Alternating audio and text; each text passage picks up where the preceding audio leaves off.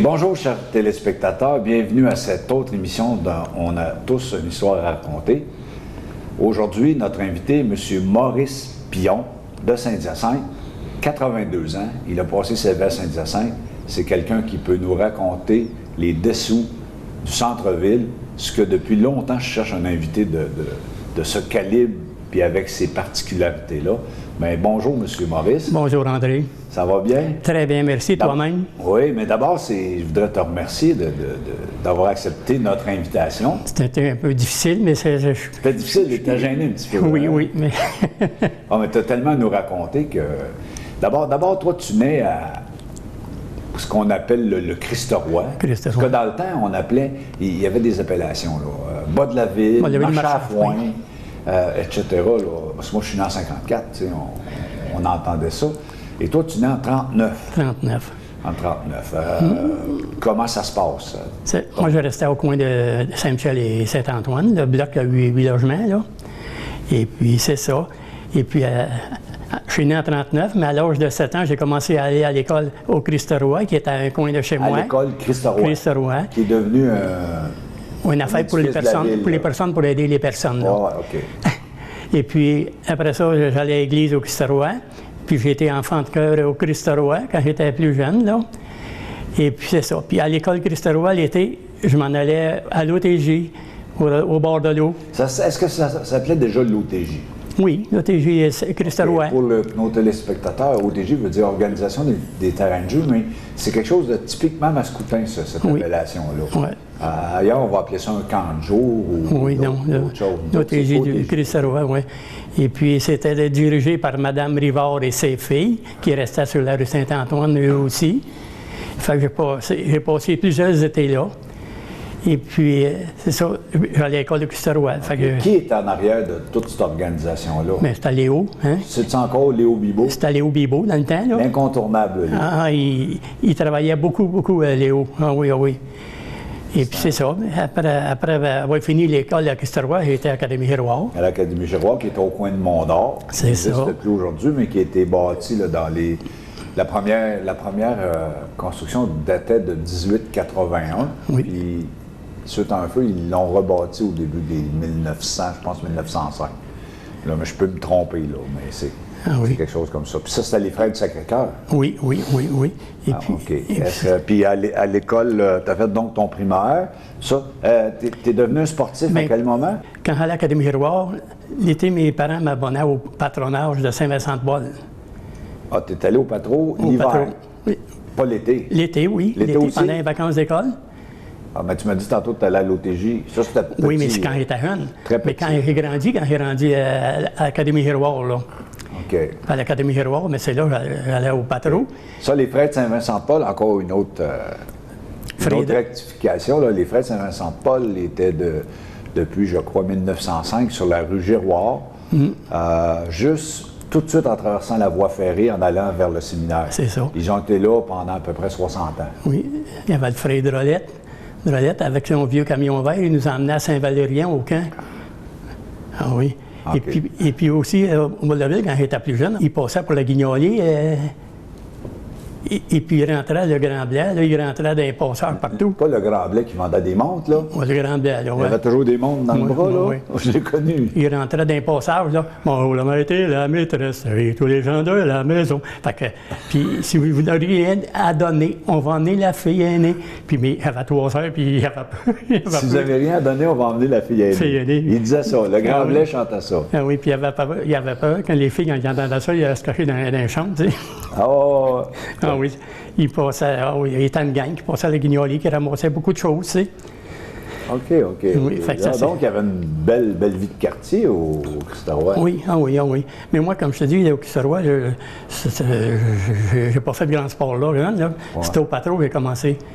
Au patro, là, on jouait à la balle, puis à la balle dure dans ce temps-là.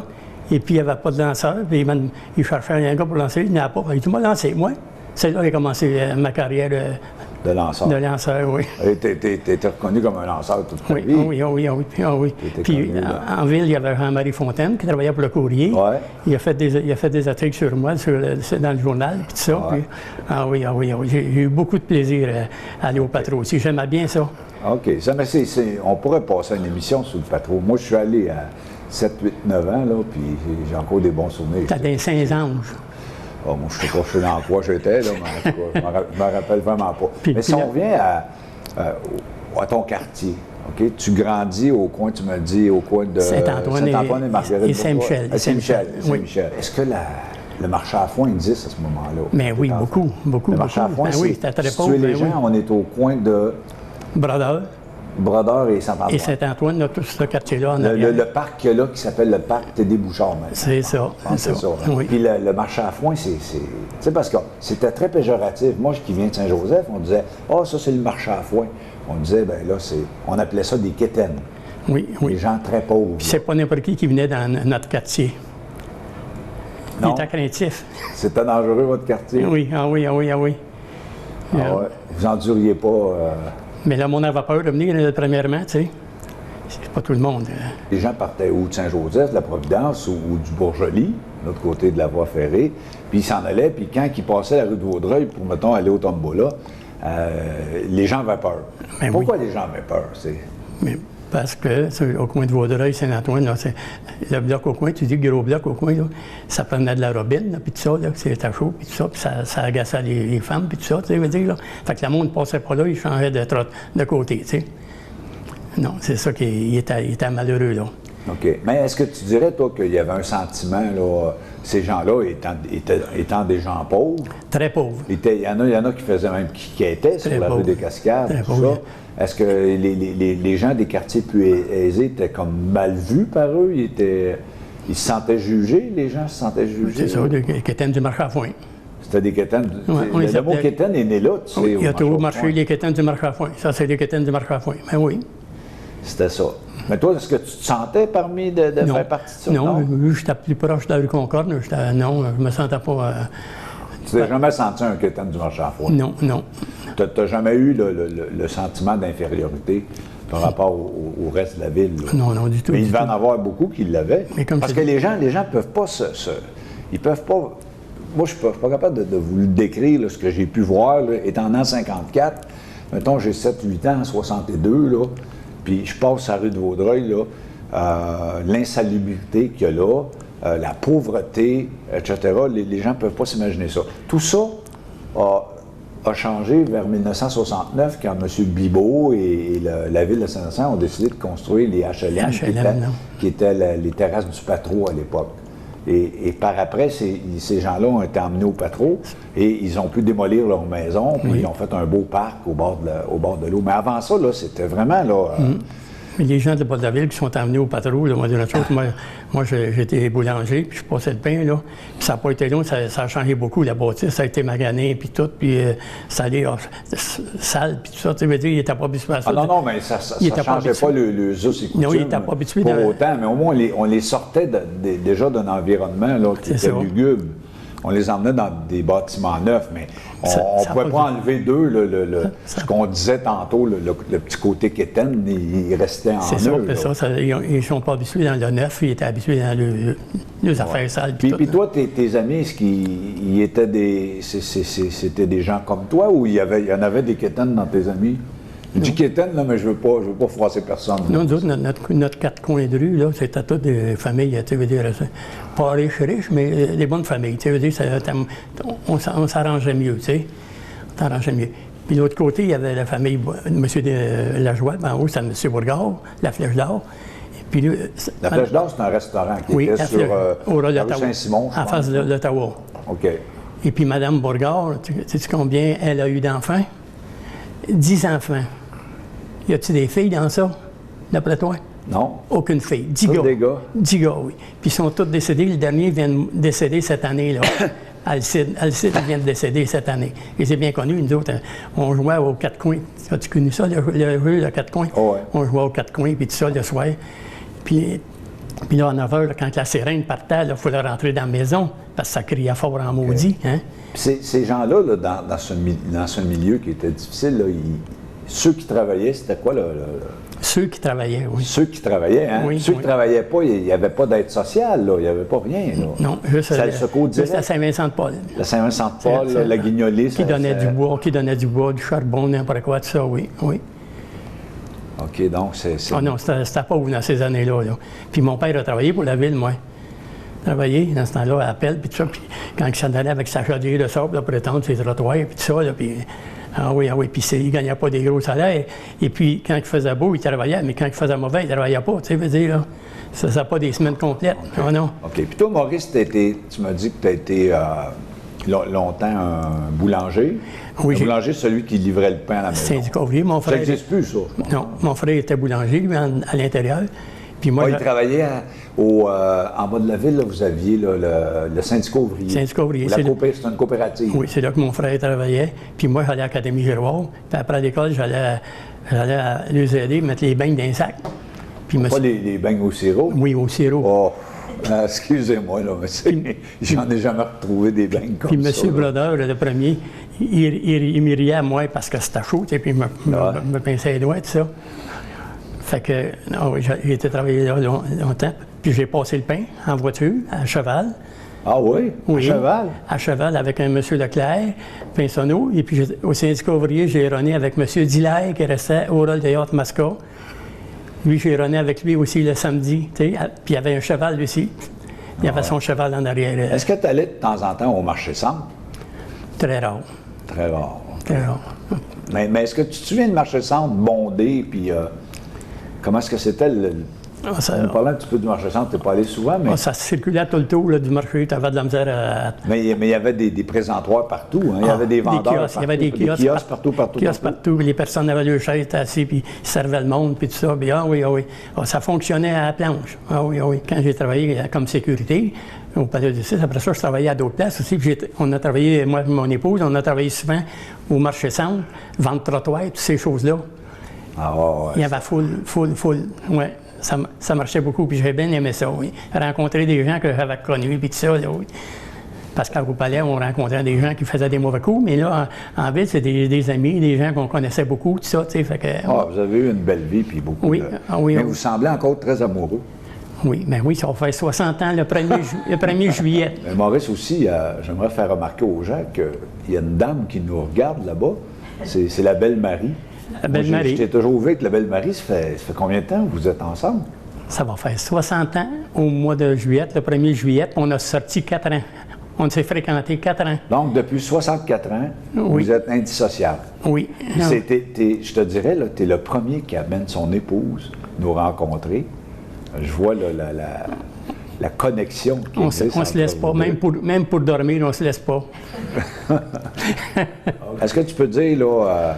aujourd'hui, que tu as aimé ta vie à Saint-Hyacinthe? Oui. Ah oui. Est-ce que Saint-Hyacinthe est une ville qui était recommandable à ce moment-là? Oui. Oui, mon coin, mais moi, je suis marié en 61, fait que j'ai changé de zone un peu, tu sais. Puis c'est ça. Mais tu as changé de zone? Tu as vraiment voulu quitter? Oui. Tu as voulu aller ailleurs? Oui, j'ai été boulanger au syndicat ouvrier. M. Saint-Onge, il était le premier, il m'avait fait rentrer. Puis j'ai travaillé plusieurs années au syndicat. Après ça, j'ai travaillé à la laiterie Mont-Saint-Hilaire. J'ai été laitier pendant une dizaine d'années aussi. OK. Puis après, moi, je me souviens de t'avoir vu là, au Palais de Justice. J'ai rentré au Palais de Justice après, oui. Sécurité, oui. J'ai pris ma retraite là à 65 ans, en 2004. En 2004. Donc, puis mon épouse aussi a fait rentrer. Bien, moi, celui qui m'a fait rentrer, c'était Robert Cahouette. Ça restait à la rue Saint-Michel. Son père, il faisait du ciment, quelque chose. Tu sais, il y a des maisons, là. T'as pas connu ça, non? Mais j'ai connu Robert Cahouette à Saint-Joseph. Ça, lui, m'a fait rentrer. Robert Cahouette, il restait à la rue Saint-Michel. En arrière de l'épicerie Le Doux. Il y avait l'épicerie mais c'est peut-être le Robert Cahouette que je connais qui a déménagé par la suite. Parce qu'on n'est pas de la même génération. Là, non. Fait que lui, il me fait rentrer. On était bien amis ensemble. On était à l'école ensemble à Demi-Miroir. Il me fait rentrer. Un an après, il décède. Fait que la direction, ils m'ont nommé à sa place, tu sais. Si tu regardes Saint-Hyacinthe aujourd'hui, on est en 2021, ça l'a beaucoup changé. Ça l'a beaucoup changé. Je pense qu'on change toujours, on évolue, on change à quelque part pour le mieux. On change pour le mieux, mais qu'est-ce que toi, là, dans les années 50, 60, qu'il y avait à Saint-Hyacinthe, que tu voudrais que tu t'ennuies, puis tu voudrais t'aimerais ça que ça allait pas changer, ça? C'est quoi? Ça serait quoi? Oh. Mais c'est toutes ces choses-là, les activités qu'il y avait, puis tout ça, là, c'est sûr, il manque d'activités, c'est certain, c'est plus comme avant, certain. Mais le lien avec les gens, est-ce que les gens étaient plus... est-ce que tu penses que les gens étaient moins personnels, les gens se connaissaient? Oui, les gens se réunissaient plus pour ça, puis oui, ah oui. Et puis, ils ont défait beaucoup de maisons, puis tout ça, comme tu disais tantôt. Et puis là, ils vont défaire tout le quartier, le coin de l'église. Ouais. Ils vont tous défaire ça aussi. Il y a la sœur Abilou, la femme Abilou McCorgan qui reste là aussi. Elle aussi, sa maison elle va se défaire. Tu sais. OK, puis ils vont défaire le coin aussi. Tout le coin près du stationnement, là, pour faire des résidences réseau sélection.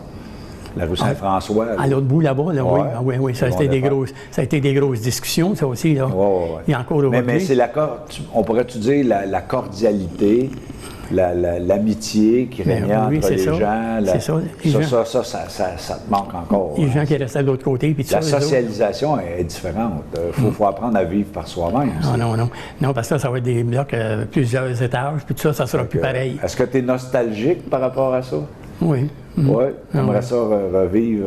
Si on te disait, là, on va te téléporter en 1960, tu serais pas malheureux. Non. Malgré qu'il n'y avait pas ce qu'on a aujourd'hui. Non, on a connu des très belles années, je n'ai rien à regretter, non. Oh, non. Avec tout ça, là, tu nous as fait un beau topo, tu nous as décrit, et à travers ça, on a pu voir qui était Maurice. On n'a pas tellement parlé de sport, puis je suis heureux parce que le but, c'était d'aller parler là, un peu là, de ton quartier, de la vie qui se passait, comment que c'était, puis du bien-être que tu pouvais avoir là-dedans. Est-ce qu'on peut dire qu'à 82 ans, Maurice Pion est un homme heureux? Oui, je suis content de tout ce que j'ai passé, mais oui, tout ce que j'ai... Donc, tu es un homme positif à travers tout ça. Oui. Puis qu'est-ce que tu penses que tu vas laisser comme... tu sais, Maurice Pion, là, à 82 ans, il va vivre, on pense, jusqu'à 95 ans. Oh, merci. On pense, on espère. Oui. Mais qu'est-ce que tu vas laisser aux Mascoutins? Qu'est-ce que tu penses que les gens vont... Penses-tu que les gens vont se rappeler de toi ou ils vont se rappeler... Tu vas avoir créé quelque chose, tu vas avoir laissé... Il y en a sûrement beaucoup qui vont se rappeler parce que chez moi, si tu voyais tous les livres que j'ai, là, de ce que j'ai passé dans le sport ou n'importe quoi, là, oui. Mais est-ce qu'on va se rappeler de Maurice comme un bon gars? Il n'était pas si pire, oui. Qui aimait le monde. T'aimais le monde, hein? Oui. Moi, c'est ça que je veux faire sortir de toi. J'ai été dans le public longtemps. Moi, ça fait longtemps que je te connais, là, puis tu m'as toujours souri. Bonjour André, ça va? Puis moi, je joue au hockey, tu venais me voir jouer. Hier, André, t'as fait un bon match. Puis toujours des bons mots pour tout le monde. Oui. Au Palais de Justice, ça fait partie de toi, là. Oui, au Palais de Justice, j'étais très apprécié par le directeur, monsieur Pelletier, puis le shérif, M. Bellil. Il me faisait beaucoup confiance. C'est moi qui ouvrais le matin, tous les matins, à 7 heures. Puis il y avait le juge Maurier, il était content parce qu'il arrivait de bonne heure, lui, tout ça. C'était un job, j'ai aimé beaucoup ça. Tout ce que j'ai passé, là, je m'en dis dans le show. Mais partout, tout le monde t'a aimé. Oui. On peut dire ça, dans le fond. Oui. Le leg, c'est une bonne personne qui est... Puis je trouve ça bien que des bonnes personnes aient pu rester dans un quartier qui était difficile, parce que quand tu mets des mauvaises personnes dans des endroits là, pas mal famés, ça revient mal. Hein, ça. Puis j'avais tout le bas de la ville, comme boulanger. Puis je connaissais beaucoup de monde, ça, les Saint-Amand, puis tout, puis Morin, puis tout. Ah oui, je connaissais tout le monde, tu sais. Fait que, les Lépines? Les Lépines, ils me jasaient. Les McCorgan? Oui, Billou McCorgan, oui. Ben oui. Quand tu parles de McCorgan, c'est toujours Billou qui revient. Oui. C'est bien les années que j'ai fait du sport aussi, parce que je jouais avec mon grand ami Gérard Savoie. On a joué ensemble à la balle, ballon, balai, au hockey. On a tous été ensemble dans ça, tu sais. C'était mon grand ami. Tu sais que Gérard, c'est mon ami d'enfance. Ben oui, il reste. C'est vrai? Oui, j'étais toujours bien entendu avec lui. Ah oui, on a eu beaucoup de plaisir ensemble. Ah oui. La lutte, là, ça a duré combien d'années, ça? Plusieurs années. Il y avait un ami Gingras. Peux-tu parler d'une dizaine d'années? Oh oui, ça a duré assez longtemps, oui. Ah oui. C'est qui les vedettes? Il y avait Bronzo, là, qui n'était pas une grosse vedette. C'est celui qui appelait Kid Bronzo. Kid Bronzo. Puis il y avait un Gingras de Saint-Damas qui venait lutter, il était un bon lutteur. Puis il y a les frères Alex de Rougemont aussi qui venaient. Il était 2-3 frères dans la famille, là, puis c'était des très bons lutteurs. Puis nous autres, on passait à la veillée là, debout à regarder ça, tu sais, là. Il n'y a pas de chaise, on était debout. Mais ça ressemblait-tu à la lutte professionnelle un peu? C'était arrangé, là, tout ça? Pas Bronzo, mais les autres... Bronzo, il t'a pas arrangé, lui? Non.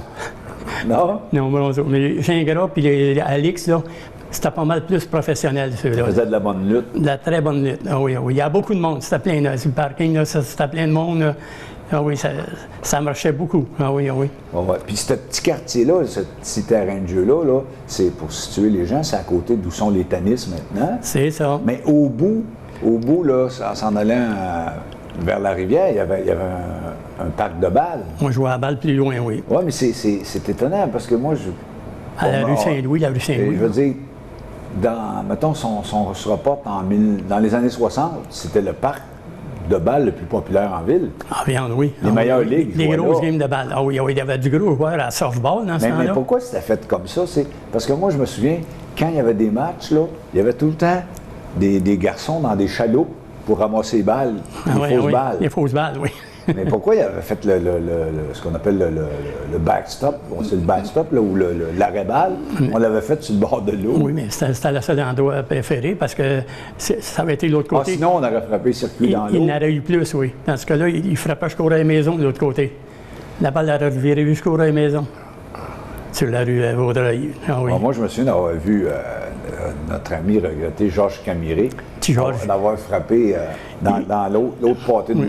T'as tout un frappeur, Georges. Ah oui, ah oui, ah oui. À l'autre pâté de rue. Ah oui. Puis qui sont les gens qui t'ont marqué dans ton enfance, là? Tu m'as parlé de Léo Bibeau. Léo Bibeau, tout ça, oui. Léo Bibeau, lui, c'était... Il s'occupait des loisirs. Mais c'était quoi qui l'animait, Léo Bibeau? Il s'occupait tout de tout. Oui, mais pourquoi il faisait ça? Il aimait ça. Il aimait ça. C'était son quartier. Il aimait ça ou il aimait le monde?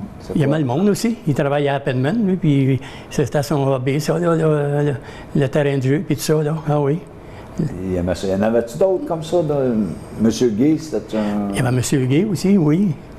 M. Gay était dans ça, lui aussi. Il avait un commerce, lui, M. Gay, je crois. Hein? Il vendait des choses, là. Oui. OK. C'est ça. Bien, en terminant... Mon cher ami, je te remercie d'avoir accepté l'invitation. Moi aussi, j'apprécie ton invitation et tout ça. Il y a peut-être d'autres choses que j'aurais aimé dire, mais là, j'en avais trop à dire. Tu sais comment est-ce que je suis plein de choses, là. Mais ça me fait rien. Je suis content d'être venu. Maurice, encore une fois, merci beaucoup. C'est très apprécié. Puis je suis certain que nos téléspectateurs vont adorer que tu nous aies replongé dans toute cette histoire des années 50 et 60 à Saint-Hyacinthe, au centre-ville. Puis je suis heureux que tu aies pu nous montrer là, toute la... Je pense que... Moi, j'appellerais ça de la sagesse. Tu es un homme de sagesse, tu es un homme du peuple, un homme qui aime le monde. Puis moi, j'ai tendance à dire, plus il y aura de Maurice sur la planète, plus on sera heureux. J'invite nos téléspectateurs à nous revenir pour une autre émission de On a tous une histoire à raconter, sans oublier de remercier le Sheraton qui nous prête ici les espaces pour filmer ces moments de vie mascoutins. Merci à vous d'avoir été présents et je vous souhaite une bonne fin de journée. Ça m'a fait plaisir d'avoir été invité ici. Là. Sur le coup, j'étais gêné un peu. J'ai été habitué pourtant dans le public, tout ça, mais venir puis. Ah, mais devant la caméra. Je te ciblais, moi, je te ciblais. À partir de la 5e minute, là, j'ai vu que ça s'est en allé. Devant la caméra, ça, je voulais donner le meilleur de moi-même, puis tout ça. Hein, fait que ça me stressait un petit peu. Oui. Vous avez très bien fait ça. OK, merci.